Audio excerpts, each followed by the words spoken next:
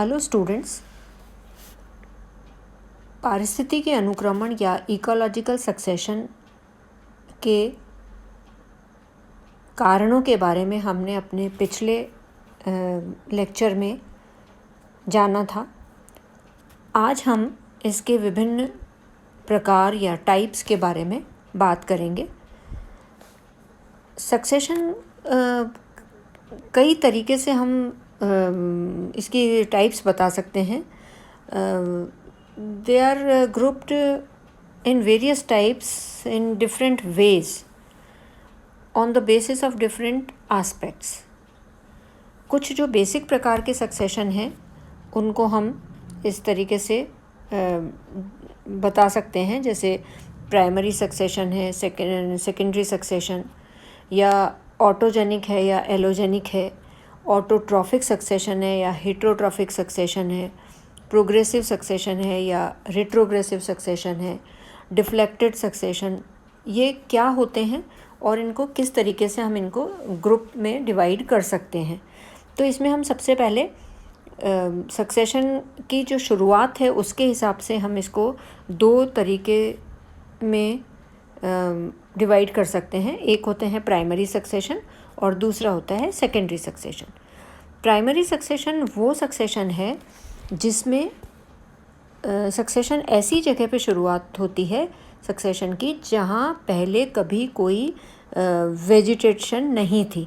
बहुत प्रिमिटिव प्रकार का सबस्ट्रेटम था, जो जैसे फॉर एग्ज़ाम्पल ज्वालामुखी से जो निकली हुई लावा है, या बेयर रॉक है, या कोई बर्फीली जगह है, या कोरल जो शेल्स हैं वहाँ पे जो जगह बन जाती है कोरल्स के ऊपर, या कुछ ऐसे मॉलस्क्स हैं उनके स्केलेटन पे भी ये सक्सेशन शुरू हो सकता है। ऐसी हार्ड बेयर रॉक जहाँ पे पहले कभी सक्सेशन की शुरुआत नहीं हुई थी, वो जो सक्सेशन है वो प्राइमरी सक्सेशन कहलाता है।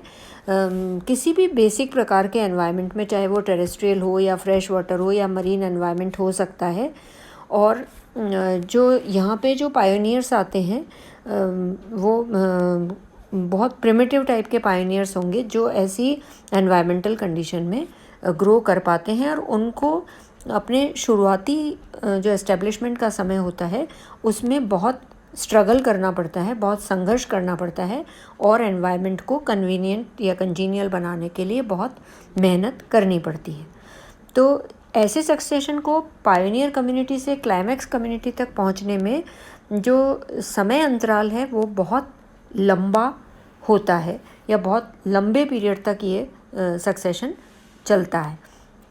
दूसरा जो सक्सेशन का टाइप है सबस्ट्रेटम के आधार पे ही, उसे हम सेकेंडरी सक्सेशन कहते हैं, या द्वितीयक अनुक्रमण भी कह सकते हैं।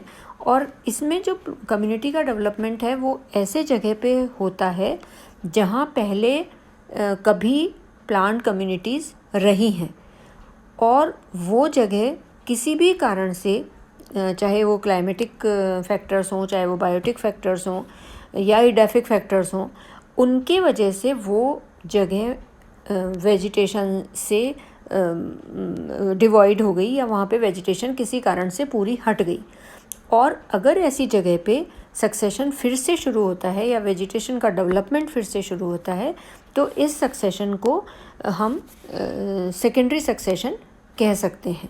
जैसे जो क्लाइमेटिक फैक्टर्स हैं उसमें, जैसे फॉर एग्ज़ाम्पल फायर हो जाए, या फ्लड आ जाए, बाढ़ आ जाए, या कोई हमारी बायोटिक एक्टिविटी हो जाए ऐसी जिसमें जैसे डिफॉरेस्टेशन हो जाए, तो ऐसे एक्टिविटीज़ के कारण जो क्लाइमेटिक फैक्टर्स या कोई भी ऐसी कैटास्ट्रॉफिक इवेंट हो जाए, कटाई हो जाए, डिफॉरेस्टेशन हो जाए, ग्रेजिंग हो जाए, तो इन कारणों से जो सक्सेशन शुरू होता है, जो कि ऐसी जगह पे होता है जहाँ पहले कभी वेजिटेशन रही है, और वहाँ फिर से डेवलपमेंट अगर शुरू हो, तो ऐसी कंडीशन में प्राइमरी सक्सेशन की तुलना में ये सक्सेशन थोड़ा फास्ट रेट से थोड़ा स्पीडली आगे बढ़ता है, क्योंकि यहाँ सबस्ट्रेटम में प्रेजेंट होती हैं, सारे न्यूट्रिएंट्स प्रेजेंट होते हैं। तो ये दो तरीके से हम सक्सेशन को डेजिग्नेट कर सकते हैं। नाउ दोनों में डिफरेंस क्या है प्राइमरी और सेकेंडरी सक्सेशन में, कि ये सक्सेशन प्राइमरी सक्सेशन जो है वो एक बेयर एरिया पे डेवलप होता है और सेकेंडरी सक्सेशन हमेशा एक डिस्टर्ब्ड एरिया पे शुरू होता है। Primary succession is initiated due to biological or any other external factors and secondary succession it starts due to external factors only. Primary succession में कोई सॉइल नहीं है, जबकि जहाँ पे प्राइमरी सक्सेशन शुरू होता है कोई सबस्ट्रेटम नहीं है। सेकेंडरी सक्सेशन में ये सबस्ट्रेटम हमेशा पाया जाता है। पायनियर स्पीशीज़ जो हैं वो बाहर के एनवायरनमेंट से आती हैं और उनको माइग्रेट होके वहाँ पे एस्टेब्लिश होती हैं, जबकि सेकेंडरी सक्सेशन में जो पायनियर स्पीशीज़ हैं वो वहीं पे एग्जिस्टिंग एनवायरनमेंट से ही डेवलप होती हैं। प्राइमरी सक्सेशन जो है वो बहुत लंबा चलने वाला सक्सेशन है और सेकेंडरी सक्सेशन बहुत जल्दी कम टाइम में ख़त्म हो जाता है। दूसरे तरीके से अगर हम सक्सेशन को डिवाइड करें तो ये दो तरीके के सक्सेशन होते हैं, autogenic succession and allogenic succession. In autogenic succession the result जो कारण है ऑटोजेनिक सक्सेशन का वो बायोटिक फैक्टर्स हैं। मतलब जो वेजिटेशन किसी जगह पे ग्रो कर रही है उसकी अपनी रिएक्शन के कारण वो वातावरण को बदल देती है और ऐसी जगह पे दूसरी तरीके के प्लांट्स आ जाते हैं। The vegetation reacts with environment and modifies its own environment causing its own replacement bye new community. तो ये स्वगत अनुक्रमण या ऑटोजेनिक सक्सेशन है, जिसमें किसी भी जगह की वनस्पति जो है वो आपस में क्रिया करके वातावरण को बदल देगी और परिणाम स्वरूप वो खुद उस वातावरण में नहीं रह पाएगी, और क्योंकि वो उसके लिए अनुकूलित नहीं है, जो वातावरण बदला है उसके लिए वो अनुकूलित नहीं है, तो उसे वहाँ से डिस्प्लेस होना होता है और उसकी जगह दूसरे हायर तरीके की कम्युनिटी जो बदले हुए वातावरण में अपने आप को स्थापित कर पाती है वो उस जगह पे पाई जाती है। तो ये होता है ऑटोजेनिक सक्सेशन। जैसे फॉरेस्ट इकोसिस्टम में हम देखते हैं कि जो बड़े पेड़ हैं मान लो, तो वो पत्तियों के कारण जो धूप की रोशनी है, जो लाइट है, उसको धरती पे आने पे रोकती है, तो नीचे एक शेडी एरिया डेवलप हो जाता है और इस जो क्रिया होती है इसके कारण जो श्रब्स हैं और हर्ब्स हैं वो प्रभावित होती हैं, जिनको ज़्यादा लाइट की ज़रूरत होती है। जो हीलियोफाइट्स हैं वो वहाँ से उनको हटना पड़ता है, और जबकि जो सियोफाइट्स हैं वो वहाँ पे ग्रो कर पाते हैं। इसी क्रम में अगर हम कारणों की बात करें तो ये तो हो गए स्वगत कारण जो ऑटोजेनिक सक्सेशन है, और प्रजात कारण या अन्यत्रजनिक अनुक्रमण या एलोजेनिक सक्सेशन वो सक्सेशन होता है जिसमें कोई एक्सटर्नल कंडीशंस इम्पॉर्टेंट होती हैं या कॉज बनती हैं सक्सेशन के शुरू होने का। जैसे फॉर एग्ज़ाम्पल अगर हम बात करें तो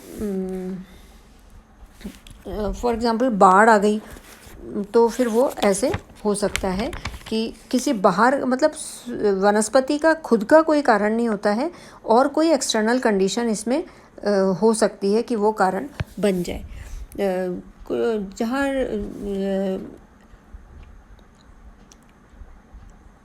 सक्सेशन ऑटोजेनिक, तो इस तरीके से हम ऑटोजेनिक और एलोजेनिक सक्सेशन की बात करते हैं। कई बार सक्सेशन दो और तरीके से डिवाइड किया जाता है, ऑटोट्रॉफिक सक्सेशन और heterotrophic succession. In autotrophic succession जो अर्ली और जो it is characterized by early and continued dominance of autotrophic organism. जो ऐसा सक्सेशन होगा उसमें इनिशियल लेवल पे जो ऑटोट्रॉफ्स हैं उनकी अधिकता पाई जाती है, जैसे ग्रीन प्लांट्स हैं तो वो ज़्यादा पाए जाते हैं और इन प्लांट्स का प्रोडक्टिविटी ज़्यादा होती है। और ये बेसिकली स्टार्टिंग में एक इनऑर्गेनिक एनवायरनमेंट होता है जो प्रीडोमिनेट करता है, और जो एनर्जी फ़्लो है वो इसमें मेंटेन रहता है, और धीरे धीरे इसमें ऑर्गेनिक मैटर की बढ़ोतरी होती जाती है जब एनर्जी फ्लो होता है तो ऑर्गेनिक मैटर भी बढ़ता है। तो ऐसी कंडीशन में जहाँ इनऑर्गेनिक मैटर में ऑटोट्रॉफ्स की अधिकता हो, जो सक्सेशन होता है वो ऑटोट्रॉफिक सक्सेशन कहलाता है। और in case of heterotrophic succession, जैसे बैक्टीरिया, फंजाई, एक्टिनोमाइसिटीज़ और एनिमल्स जो हैं वो डोमिनेंट होते हैं। मतलब हायर स्टेजेस पे सक्सेशन की जो हेट्रोट्रॉफ्स हैं उनकी डोमिनेंस बढ़ जाती है, वो ज़्यादा हो जाते हैं। या कई बार हम ये कह सकते हैं कि अर्ली स्टेज पे भी हेट्रोट्रॉफ्स हैं वो ज़्यादा होते हैं। तो ऐसा सक्सेशन हेट्रोट्रॉफिक सक्सेशन कहलाता है। जैसे जो भी ऑर्गेनिक हैबिटेट्स हैं उनमें ये स्टार्ट होता है, क्योंकि इसमें हेट्रोट्रॉफ्स डोमिनेट करते हैं सक्सेशन के शुरू में, तो धीरे धीरे इसमें जो एनर्जी कंटेंट है उसमें गिरावट हो जाती है। तो जैसे डेड ऑर्गेनिक मैटर पे जो सक्सेशन शुरू होगा वो हेट्रोट्रॉफिक सक्सेशन होगा, क्योंकि वहाँ पे फुल ऑफ ऑर्गेनिक कंटेंट होता है वो, और वहाँ बैक्टीरिया और इनके हेट्रोट्रॉफ्स जो भी हैं, एक्टिनोमाइसिटीज़, फंजाई, इनकी अधिकता रहती है। तो यहाँ पे एनर्जी कंटेंट जो है वो कम, धीरे धीरे उसमें कमी आती है। इसके अलावा कुछ ऐसे सक्सेशन भी होते हैं जो जैसे डिफ्लेक्टेड सक्सेशन या रिट्रोग्रेसिव सक्सेशन, इनके बारे में हम अपने अगले लेक्चर में पढ़ेंगे।